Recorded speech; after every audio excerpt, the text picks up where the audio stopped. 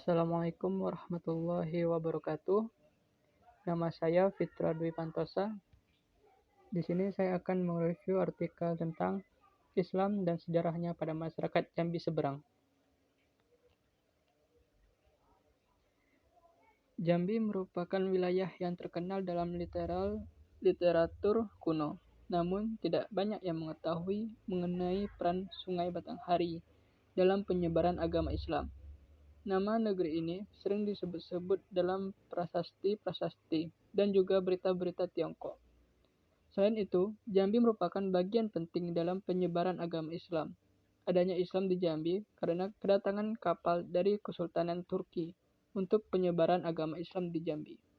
Rombongan tersebut dipimpin oleh Ahmad Ilyas atau Ahmad Barus. Mereka datang ke Jambi karena kapal rombongannya terdampar di Pulau Berhalo. Ahmad Ilyas menghancurkan patung-patung berhala sembahan di Pulau Berhala, sehingga Ahmad Ilyas dijuluki sebagai Datuk Pudako Berhalo. Keberhasilan Datuk Pudako Berhalo dan anak-anaknya dalam mengislamisasikan masyarakat Jambi bukan berarti menyebabkan masyarakat Jambi menjalankan kehidupan Islam sepenuhnya. Namun, dalam proses penerapannya, masih belum sesuai dengan ajaran Islam, dikarenakan mereka belum dapat membedakan mana yang halal dan mana yang haram. Sebab pada masa itu, mereka masih dalam proses transisi dari ajaran Hindu-Buddha. Setelah Datuk Paduka Berhalo, munculnya tokoh Datuk Sintai sebagai penyebar agama Islam di Jambi meneruskan proses Islamisasi. Datuk Sintai memiliki seorang putri bernama Nyai Resik. Beliau merupakan keturunan Cina. Selang waktu berlalu, karena Jambi merupakan jalur perdagangan, singgahlah seorang kebangsaan Arab bernama Al-Habib Husain Al-Barokbah bin Ahmad Al-Barokbah. Beliau datang bukan hanya sebagai seorang pedagang, melainkan juga penyebaran agama Islam.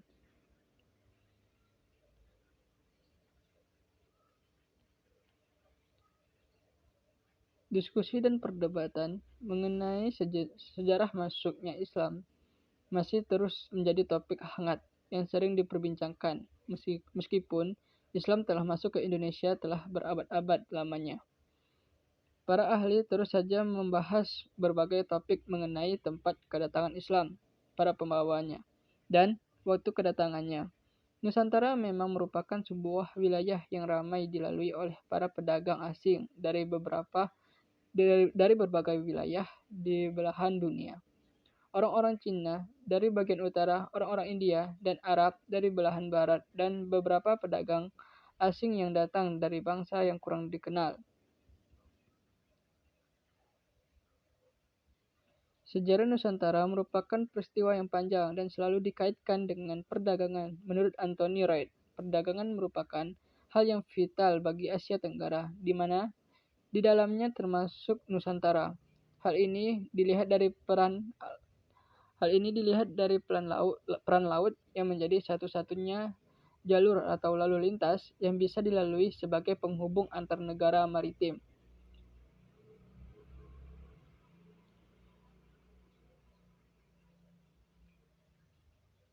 Posisi Nusantara yang strategis menjadikan daerah-daerah di sekitarnya sebagai tempat perniagaan yang selalu ramai didatangi oleh para pedagang asing. Jalur maritim antara Cina dan pusat-pusat pemukiman penduduk seperti India, Timur Tengah, dan Eropa mempengaruhi meningkatnya perdagangan maritim internasional. Kajian tentang asal-usul waktu kedatangan dan penyebaran Islam pada masa awal di Nusantara dan kawasan Asia Tenggara secara keseluruhan merupakan enduring issue yang terus berlanjut sampai sekarang.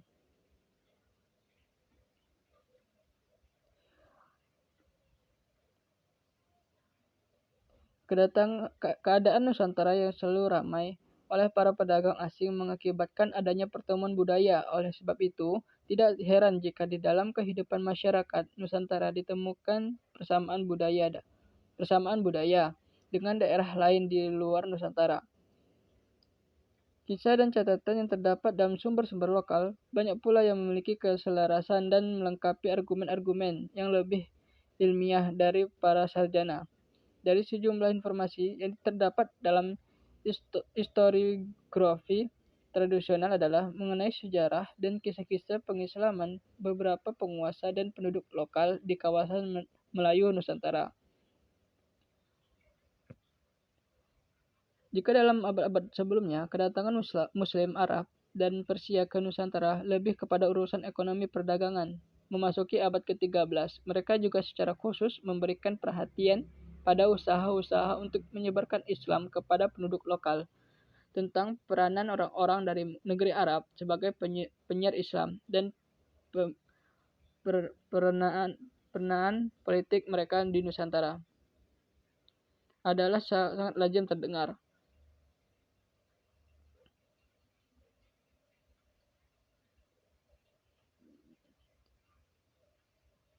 Islam telah berkembang seiring dengan tumbuh dan berkembangnya pendidikan agama Islam. Pertumbuhan ajaran Islam ini diawali dengan sistem keyakinan dengan penegasan Tuhan, kemudian berkembang menjadi ajaran yang kompleks yang mengatur setiap aspek kehidupan yang meliputi aspek ekonomi, sosial, politik, dan budaya. Islam juga telah menjadi peradaban global, tidak hanya menjadi agama orang Arab, tetapi juga menjadi agama setiap suku bangsa yang ada di dunia. Daerah aliran Sungai Batanghari merupakan jalur transportasi pertama yang dikenal oleh pedagang asing di kota Jambi. Sejak abad ke-7 Masehi, daerah aliran Sungai Batanghari Jambi dilewati oleh pedagang dari Tiongkok menuju ke India dan Arab. Kota Jambi menjadi daerah penting sebelum munculnya pelabuhan Kota Malaka sekitar abad ke-15. Ditemukannya pecahan kaca berwarna gelap dan hijau muda di daerah Muara Sabak menyatakan adanya interaksi pedagang asing dengan masyarakat Jambi. Selain itu, ditemukan pula pecahan kaca berwarna biru tua, biru muda, hijau, kuning, dan merah di Muara Jambi. Selain itu, ditemukan pula sejumlah permata yang diperkirakan berasal dari Arab dan Persia atau Iran sekitar abad ke-9 hingga abad ke-13 Masehi.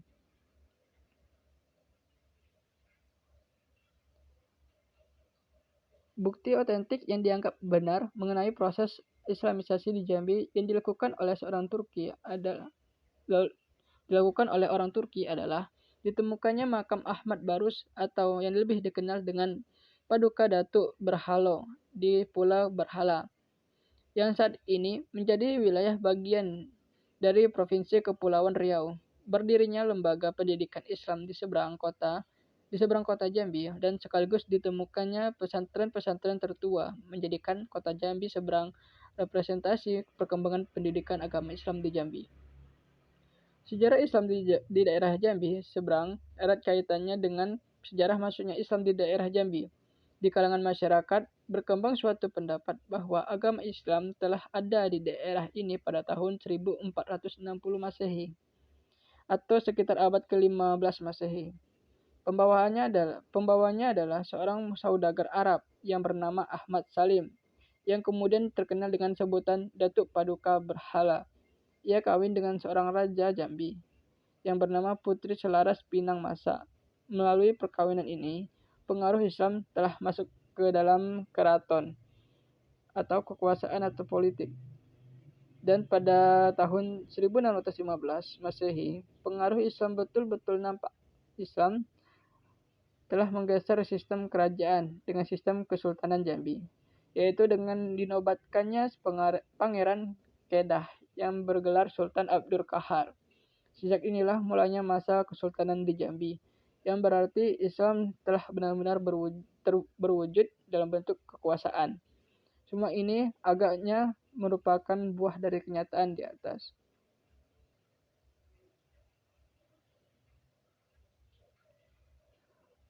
Maksudnya Islam di seberang kota Jambi bersamaan dengan pindahnya kerajaan Melayu dari daerah Tanjung Jabung ke pedalaman Jambi yaitu Tanah Pilih pada masa pemerintahan Rangkayo Hitam.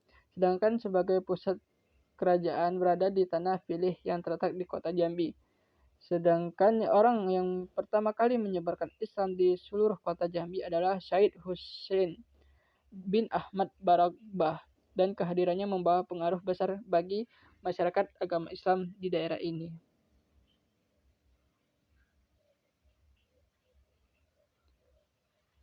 Rekam jejak Muslim Rohingya di Myanmar. Myanmar terletak di antara India dan Bangladesh di sebelah timur, Tibet di selatan, Yunnan di utara, dan Laos di sebelah timur. Myanmar adalah negara di Asia Tenggara yang memiliki luas 678 km persegi. Diketahui 678.500 km persegi. Diketahui memiliki sejarah pembentukan yang panjang dan penuh pergolakan. Sejak abad ke-16, limpahan sumber daya alam yang tersebar di wilayahnya, negara ini diperebutkan oleh bangsa Eropa seperti Inggris, Belanda, dan Prancis. Hingga kini, selain memiliki tanah yang subur untuk pertanian, 75% penduduknya bergantung pada usaha bercocok tanam. Negara yang berpopulasi sekitar 54 juta jiwa ini ditengarai sebagai negara yang relatif kaya akan sumber daya alam, mulai dari minyak bumi, mencakupi minyak dan gas bumi, timah, zinc, tembaga, tungsten, timbale, batu bara, gamping, dan marmer, hingga berbagai pernik spesial seperti kayu jati, giok, mutiara, delima, ruby, ataupun safir.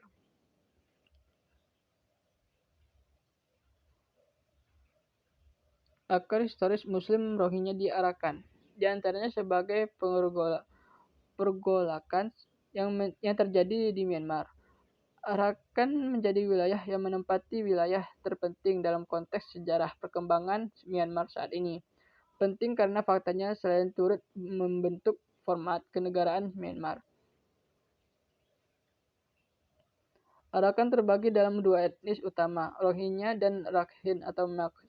Jika Rakhine dikenal sebagai komunitas etnis yang mayoritas masyarakatnya adalah penganut Buddha, maka etnis Rohingya yang Muslim itu secara fisik, bahasa, dan budaya memiliki kemiripan dengan orang Bengal, Bangladesh. Muslim Rohingya, khususnya yang mendiami Arakan, berjumlah sekitar 3,5 juta jiwa. Ini merupakan sebaran dari 7 juta jiwa etnis Rohingya yang keseluruhannya tersebar di 4 kota Myanmar lainnya seperti Maung Dao, Bukhidaung, Akyab, dan Kaun Tao.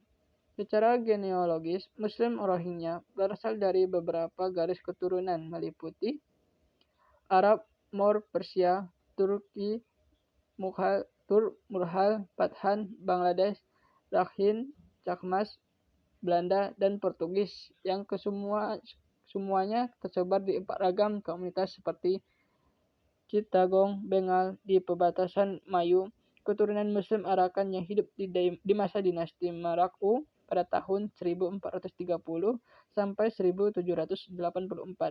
Namun, kini menetap di provinsi Myanmar U, dan Kiak Tau, keturunan Muslim Ramre yang kini dikenal sebagai komunitas Kaman, dan penduduk Muslim yang berasal dari daerah Myedu di pusat kota Burma.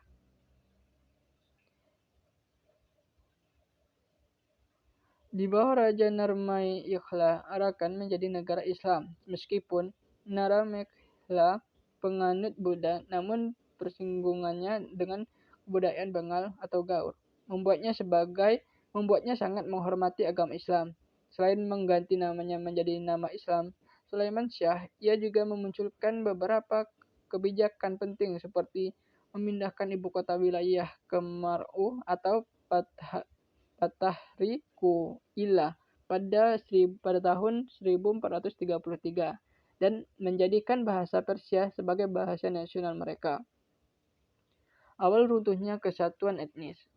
Kondisi tersebut berlangsung hingga 350 tahun dan berakhir pada tanggal 24 September 1784 Masehi, ketika Raja Bodda Paya dari Burma, penganut Buddha, menginvasi Arakan dan menguasainya. Sejak saat itu, Muslim Rohingya di Arakan berada pada posisi subordinat dan selalu mengalami perlakuan diskriminatif dari penguasa Burma.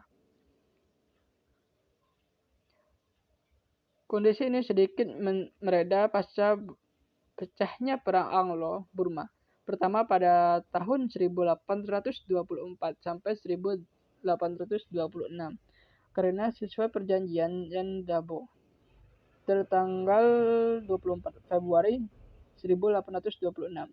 Maka Burma, Arakan, dan Tenasserim dimasukkan ke wilayah British India.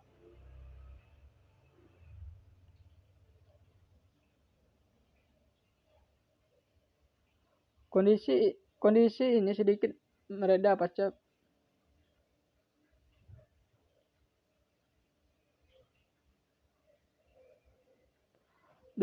dari sinilah penderitaan musuh Rohingya semakin mengental, terlebih ketika pada tahun 1948 Burma secara de jure memperoleh kemerdekaannya dari Inggris.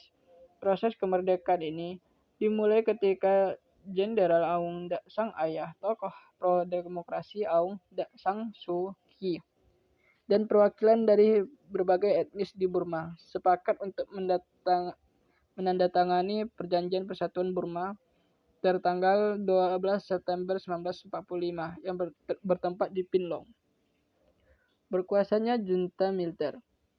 Kondisi tersebut semakin mengkhawatirkan sejak Jenderal Ne Win, pemimpin militer sayap kiri Burma, melancarkan aksi kudeta militer guna menghancurkan kekuasaan pemerintah Burma di bawah PMUNU pada tahun 1962. Di bawah pengaruhnya lah Myanmar berubah dari negara beriklim demokratis menjadi negara berideologi sosialis. Secara ekonomis, pihak junta menolak memberikan izin usaha bagi etnis Rohingya, sedangkan di sisi lain, junta menerapkan pajak yang tinggi bagi etnis Rohingya, yang mayoritasnya adalah petani dan nelayan. Akibatnya, sebagian besar lahan pertanian, tambak, dan properti milik etnis Rohingya saat ini telah disita secara paksa sebagai konsekuensi karena tidak bisa membayar pajak. Selain itu, para petani, buruh pemotong kayu dan bambu, dan pekerja agribisnis diharuskan untuk menjual segala produk mereka kepada agen yang telah ditunjuk pemerintah dengan harga yang sudah ditentukan. Munculnya perlawanan menguatnya identitas sosial. Bukan saja dialami komunitas Muslim, situasi demikian pun dialami komunitas-komunitas lainnya. Sejak pola pemerintah represif diterapkan pihak junta militer kepada masyarakat, pergolakan menentang segala kebijakan pemerintah merebak di berbagai daerah. Terlebih ketika secara nasional, tepatnya dalam rentang tahun 1987 sampai 1988, perekonomian Myanmar mengalami kehancuran, demonstrasi merebak di berbagai tempat.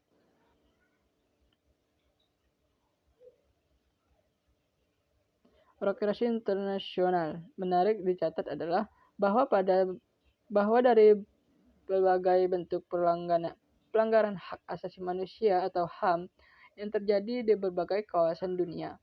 Pelanggaran HAM di Myanmar mendapat respon yang kuat dari dunia internasional, tidak terkecuali Perserikatan Bangsa-Bangsa atau PBB.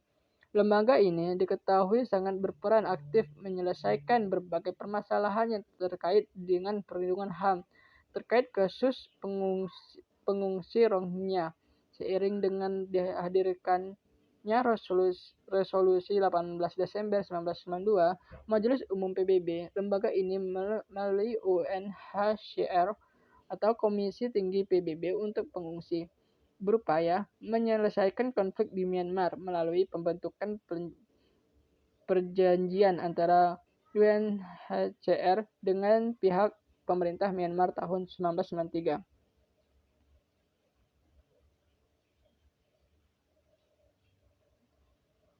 Masa depan Muslim Rohingya. Demikian bahwa meskipun telah ada beberapa abad lamanya Muslim Rohingya dalam faktanya selalu dialienasi dari dunianya sendiri, supaya penuguhan identitas sosial pada gilirannya menjadi agenda utama yang seakan tidak pernah padam dalam benak mereka. Inilah mengapa Myanmar sebagai sebuah negara tidak luput dari beragam konflik kebangsaan, perlakuan pihak junta atau pemerintah yang lebih menekankan kediktatoran kepada para warganya. Tidak ayal semakin menyemburkan pertumbuhan kehidupan masyarakat yang syarat konflik. Inilah posisi yang harus ditempati oleh segenap Muslim Rohingya. Alih-alih menemukan kedamaian di negaranya sendiri, hingga kini mereka justru seakan tersiksa dalam hubungan kediktatoran pihak junta untuk saat ini dan sangat besar kemungkinan untuk beberapa dekade ke depan.